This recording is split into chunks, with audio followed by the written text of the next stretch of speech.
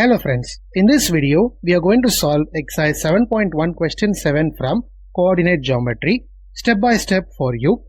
Stay with me till the end for clear understanding.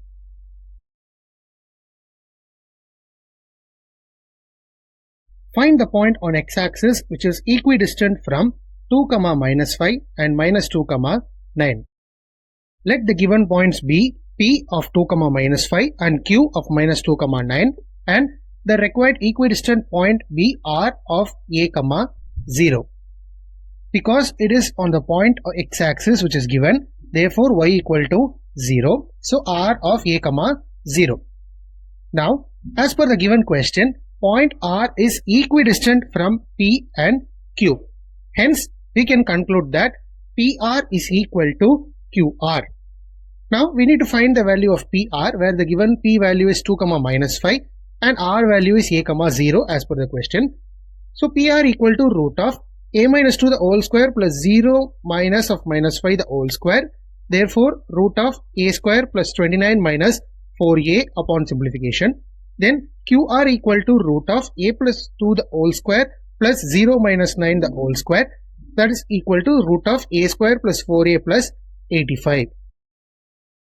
Now we are given PR equal to QR. Therefore, equating these two values which we get, root of A square plus 29 minus 4A equal to root of A square plus 4A plus 85.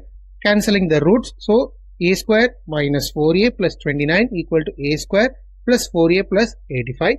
Though A square in LHS and RHS gets cancelled up. So, minus 4A plus 29 equal to 4A plus 85. Taking like terms together, so we get 8A equal to 29 minus 85, 8A equal to minus 56, the value of A equal to minus 7.